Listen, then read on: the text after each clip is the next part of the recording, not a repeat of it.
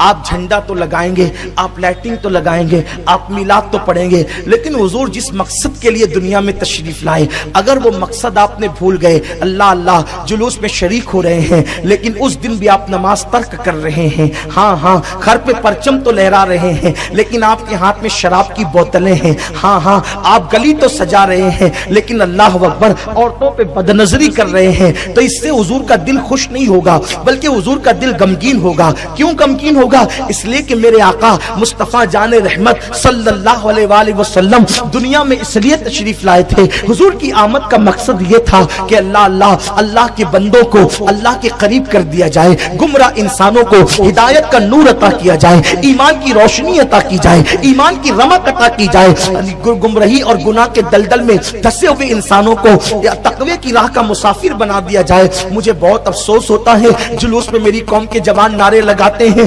غلامی رسول میں موت بھی قبول ہے, اور اس کے بعد ان کی جب پرسنل زندگی دیکھو, پرسنل لائف دیکھو تو کیا نظر آتا ہے کہ پرسنل زندگی کے اندر وہ گناہ کر رہے ہیں, وہ پاپ کر رہے ہیں, کہیں چوری کرتے نظر آتے ہیں, کہیں زنا کرتے نظر آتے ہیں, کہیں کسی کو قتل کرتے نظر آتے ہیں, کہیں نشے اور شراب کی لعنت میں ڈوبے ہوئے نظر آتے ہیں. یاد رکھنا صرف ایک دن کے میلادی مت بنو بلکہ پوری زندگی کے میلادی بنو. اور پوری زندگی کا میلادی کون ہے؟ جو حضور صلی اللہ علیہ وسلم کے فرامین پر عمل کرے, کیونکہ میرے آقا نے بتایا کل مسکرین حرام, ہر نشہ آور چیز حرام ہے, تو پھر حضور نے بتا دیا اب اس کو حرام مانو. لیکن افسوس مسلم محلوں کے اندر نشہ عام ہوتا جا رہا ہے, مسلم محلوں کے اندر نشے کی لعنت عام ہوتی جا رہی ہے, ہمارے چھوٹے چھوٹے بچے نشے کی لعنت میں ڈوبتے جا رہے ہیں. میرے پیارے آقا علیہ السلام کے پیارے دیوانوں, زیادہ نہیں ایک روایت پڑھتا ہوں لیکن آپ کی عبرت کے لیے, کاش میرے وہ جوانوں تک میری بات پہنچ جائے.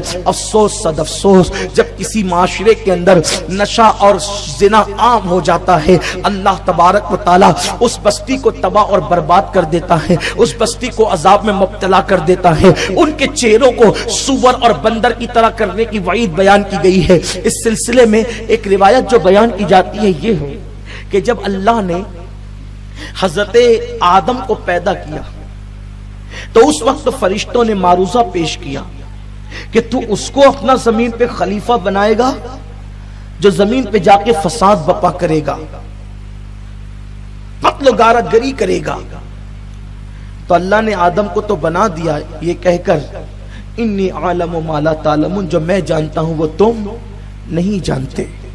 پھر اللہ تبارک و تعالی نے ایک دور میں ان فرشتوں سے فرمایا تمہیں اپنے تقوی پہ بڑا ناز ہے, تمہیں اپنی تسبیح و تہلیل پہ بڑا ناز ہے, ایک کام کرو کہ تم میں کے 2 فرشتے مجھے دو تاکہ میں ان کو زمین پر بھیجوں اور ان کا امتحان لوں کہ وہ زمین پہ جا کے کرتے کیا ہے. ان لوگ آپ کو پتا چلے کہ وہ زمین پہ جا کے کرتے کیا ہے. حالانکہ اس روایت پر بڑی جرح کی گئی ہے, اس کو اسرائیلیات میں شمار کیا گیا ہے, لیکن صرف عبرت کے لیے پڑھ رہا ہوں اور میں نے اس کی حیثیت آپ کے سامنے بیان کر دی. حالانکہ علامہ ابن حجر نے بھی اس کو لکھا ہے, صاحب نعیمی نے بھی اس کو لکھا ہے, اور بھی کئی جگہ پر بہت کثرت سے کتابوں میں یہ آئی ہے. اس لیے صرف عبرت کے لیے بیان کر رہا ہوں, ورنہ کچھ لوگوں نے اس کا شمار اسرائیلیات میں کیا ہے اور اس کی سند پر بھی جرح کی گئی ہے. تو اللہ تعالیٰ نے 2 فرشتوں کو کہا, 2 فرشتے فرشتوں کا کہ تم میں سے 2 فرشتے چن کر کے دو. دھیان دینا, اپنے تقوی پہ ناز کر کے کبھی کسی کو حقیر نہیں سمجھنا, کبھی کسی کو ذلیل نہیں سمجھنا. اگر اللہ کسی سے امتحان لے اور اللہ مدد نہ کرے تو پھر آپ کو گناہ سے کوئی نہیں بچا سکتا. اگر گناہ سے بچ رہے ہو تو یہ اپنی دیڑ ہوشیاری نہیں ہے, اگر گناہ سے بچ رہے ہو تو یہ اللہ کا کرم ہے. اس لیے کسی کو گناہ میں مبتلا دیکھ کر اس پہ کرٹیسائز مت کرنا, نکتہ چینی مت کرنا, اس کا مذاق مت اڑانا. پتہ نہیں اللہ اس کو کب نیکیوں کی توفیق دے دے. تو اللہ نے فرمایا کہ فرشتوں سے کہ 2 تو انہوں نے 2 فرشتے جو ان میں فرشتوں میں جو مایا ناز فرشتے تھے 2 کو نکالا. ایک کا نام ہاروت تھا اور دوسرے کا نام ماروت تھا. हारूत और मारूत को फिर अल्लाह ने जमीन पे भेजा और उनको काजी बना के भेजा, काजी शरा बनाकर, काजी शहर बनाकर भेजा। चीफ जस्टिस, वो लोगों के फैसले करते। जब वो लोगों के फैसले करते, एक मर्तबा ज़हरा नाम की बहुत खूबसूरत औरत आई। आने के बाद उन्होंने उस औरत को देखा और देखने के बाद उसके हुस्न में मुब्तला हो गए। पता चला हुस्न को देखना कितना भयानक है, हुस्न को देखना कितना खतरनाक है कि इंसान जो है वो उस बला के अंदर गिरफ्तार हो जाता है। इसीलिए हजरत सैयदना सुलेमान अलैहिस्सलाम ने अपने बेटों को नसीहत की थी, ऐ मेरे बेटो, अगर तुम्हें नाग के पीछे जाना पड़े तो जाना, मगर हुस्न के पीछे मत जाना। नाग डसेगा तो जान जाने का खतरा है और नाजायज हुस्न डसेगा तो ईमान जाने का खतरा है। आज बहुत अफसोस के साथ ये भी बात कहनी पड़ती है, आज मेरी कौम के नौजवान, छोटी छोटी उम्र के नौजवान मोबाइल पर लड़कियों से बात करने में लगे रहते हैं, उलझे रहते हैं, नाजायज मोहब्बतों का शिकार हो गए। मोहल्ले के अंदर लड़के लड़की आपस में हंसी मजाक कर रहे हैं, बातचीत कर रहे हैं, नाजायज ताल्लुकात कायम कर रहे हैं और कभी कभी तो वो नाजायज मोहब्बत इंसान को जिना तक लेकर के जाती है। ऐ मेरी कौम के जवान, पाक दामन रहो तो अल्लाह तुम्हें पाक दामन बीबियां अता फरमाएगा। अगर तुम पाक दामन न रहे तो याद रखना, किसी की थाली पर, किसी की रिकाबी पर, किसी के खाने पर हमला करने वालों, तुम्हारा खाना महफूज न रहेगा।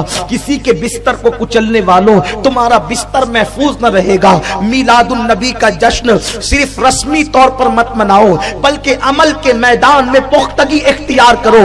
अपनी आंखों को बाहया बनाओ, अपने किरदार को पारसा बनाओ, अपने अंदर पारसाई पैदा करो। सिर्फ जाहिर के मुसलमान मत बनो, बल्कि कल्ब के भी मुसलमान बनो, निगाह के भी मुसलमान बनो। इकबाल कहते हैं, ज़बान से कह लिया ला इलाहा तो क्या हासिल, दिलो निगाह मुसलमान नहीं तो कुछ भी नहीं। अपनी निगाहों के अंदर तक़द्दुस पैदा करो, अपने किरदार में पाकीज़गी पैदा करो, अपने किरदार में इतनी हया और पाकीज़गी पैदा करो कि दुनिया पुकार उठे।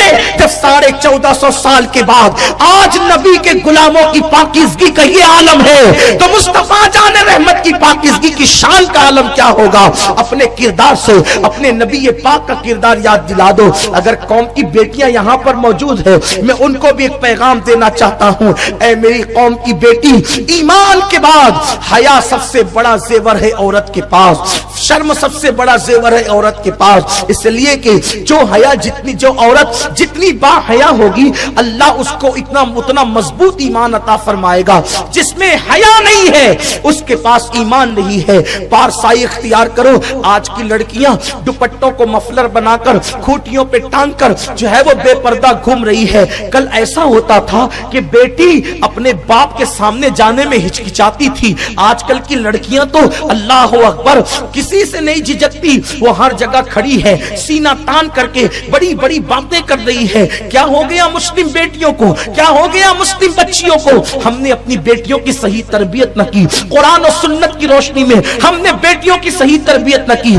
आज बेटियां सीरियल देखकर आवारा हो रही है, फिल्में देख करके गुनाहों के रास्ते पे जा रही है। खुदा के लिए कंट्रोल करो, माहौल तब्दील करो, हालात को बदलने की कोशिश करो। अल्लाह अकबर, अगर आज हालात न बदले गए तो आने वाला दौर ऐसा भयानक होगा कि रोने को मजदूर नहीं मिलेंगे।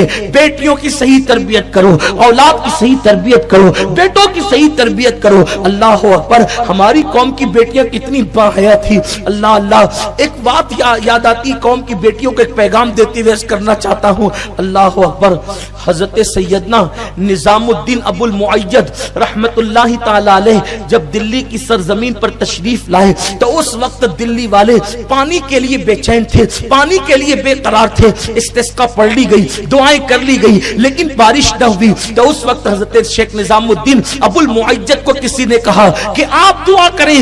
हजरत निजामुद्दीन अबुल मुअय्यद ने जो है वो एक कपड़े का टुकड़ा निकाला और निकाल करके दुआ की। अल्लाह अकबर, काली घटाएं छा गई और पूरा दिल्ली जलथल हो गया। किसी ने पूछा शेख निजामुद्दीन अबुल मुअय्यद से कि आप ये बताएं कि इतनी बड़ी बड़ी दुआ دعائیں ہوئی, اتنی بڑی بڑی آیتیں پڑھی گئی, نماز استسقاء پڑھی گئی, لیکن بارش نہیں ہوئی. اس کپڑے کے ٹکڑے کی خصوصیت کیا ہے؟ کیا آپ نے نکال کر دعا کی اور باران رحمت کا نزول ہو گیا؟ شیخ نظام الدین ابو المعجد فرماتے ہیں یہ معمولی کپڑے کا ٹکڑا نہیں ہے, یہ میری ماں کے دوپٹے کا ٹکڑا ہے. میں نے اللہ سے عرض کیا مولا یہ اس ماں کے دوپٹے کا ٹکڑا ہے جس کے سر کے بالوں کو کبھی اس کے بیٹے نے بھی نہیں دیکھا, اسی کے صدقے میں باران رحمت کا نزول فرما دے. یعنی ہماری قوم کی بیٹیاں اور مائیں اتنی پارسا ہوتی تھی کہ وہ اپنے بیٹوں سے بھی اپنے سر کے بالوں کو چھپاتی تھی, اور آج تو بال بنائے جا رہے. قوم کی بیٹیاں بیوٹی پارلر میں جا رہی ہیں. یہ حالت ہو گئی ہے حسن کی طرف جاری. نہیں, یہ ہنسنے مسکرانے کی بات نہیں, اس سے تباہی کے سوا کچھ نہیں ہوگا. میں سارے بیوٹی پارلروں کو تو نہیں کہتا, لیکن یہ ضرور کہتا ہوں آج کل اکثر بیوٹی پارلر زنا کے دلال بن چکے ہیں. وہاں جب عورتیں جاتی ہیں تو باضابطہ کچھ بدچلن عورتیں ایسی ہوتی ہے جو ان کی طبیعت کو دیکھ کے, ان کی نفسیات کو دیکھ کر ان کے جسم کو بیچنے کے لیے اسباب فراہم کرنے کی کوشش کرتی. میں آپ سے پوچھنا چاہتا ہوں مسلمانوں کی غیرت کہاں چلی گئی؟ جو مذہب حیا کے تحفظ کے لیے اسلامی بیٹیوں کو مسجد جانے سے روکتا ہے, وہ مذہب بیوٹی پارلر میں جانے کی اجازت کیسے دے سکتا ہے؟ رسول پاک کے دور میں عورتوں کا مسجد میں جانا منع نہیں تھا, عورتیں مسجد میں جاتی تھی, لیکن فاروق اعظم نے اپنے دور میں روک دیا کہ اب کوئی عورت مسجد نہیں جائے گی. جب عورتیں یہ شکایت لے کر اما عائشہ صدیقہ کے پاس پہنچی کہ جو کام رسول اللہ نے نہیں کیا وہ کام عمر کیوں کرتے ہیں, تو اس وقت ام المومنین نے فرمایا کہ یہ جو آج تمہاری صورتحال ہے, یہ جو آج تمہاری بے احتیاطی ہے, اگر یہ بے احتیاطی اللہ کے رسول دیکھ لیتے تو جو کام عمر کر رہے ہیں وہ کام اللہ کے رسول بھی فرماتے.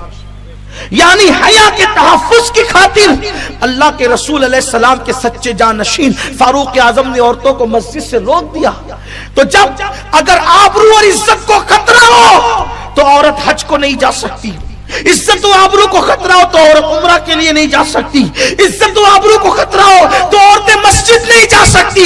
جو مذہب عزت و آبرو کو خطرے میں ڈال کر عبادت گاہوں کی طرف جانے کی اجازت نہیں دیتا, وہ مذہب بیوٹی پارلر میں جانے کی اجازت کیسے دے سکتا ہے, پارکوں میں جانے کی اجازت کیسے دے سکتا ہے؟ لیکن کیا ہو گیا آج, اسلام میک اپ کرنے کو منع نہیں کرتا, جو جائز میک اپ ہے کرو لیکن گھر میں کرو, پارلر میں جانے کی کیا ضرورت ہے؟ ہمارا مذہب اس کی اجازت نہیں دیتا, بلکہ ہمارا مذہب تو اتنا محتاط ہے کہ کونی کے اوپر کا حصہ ایک جوان بیٹی بلا عذر شرعی اپنی ماں کے سامنے نہیں کھول سکتی. کونی کے اوپر کا حصہ جب ایک جوان بیٹی اپنی ماں کے سامنے نہیں کھول سکتی تو مہندی لگانے کے لیے اور پارلروں میں جانے کے لیے آدھے ننگے کیسے ہو سکتے ہیں کسی کے سامنے؟ لوگ کہتے ہیں عورتیں ہوتی ہے مولانا صاحب, وہاں ہمیں پتہ ہے کون ہوتا ہے. اگر عورت بھی ہو, جب ماں کے سامنے ننگا ہونا جائز نہیں ہے یا اپنی کونیوں کو ننگا کرنا جائز نہیں ہے, کونیوں کے اوپر کے حصے کو, تو ان عورتوں کے سامنے جو بیٹھی ہوئی تمہیں ٹھگ رہی ہے, نہیں, یہ اسلامی تہذیب نہیں ہے. اس سے اللہ کے نبی کا دل دکھتا ہے جو تم کرتے ہو, اور جو قوم اپنے نبی کا دل دکھائے وہ قوم کبھی عزت کے ساتھ زمین پہ نہیں جیت سکتی. آج جو قوم مسلم ذلت کی وادیوں میں بھٹک رہی ہے اس کی سب سے بڑی وجہ یہ ہے کہ تم نے گناہ کر کے اپنے نبی کا دل دکھایا, آقا کے دل کو تکلیف پہنچائی, اس لیے تم در در کے بھکاری بن گئے, تم کچلے جا رہے ہو, تباہ کیے جا رہے ہو. توبہ کرو اور صحیح معنی میں رسول پاک علیہ الصلوۃ والتسلیم کے فرامین پر عمل کرنے والے بن جاؤ. دنیا بھی خوشگوار ہو جائے گی, قبر بھی خوشگوار ہو جائے گی, آخرت بھی خوشگوار ہو جائے گی.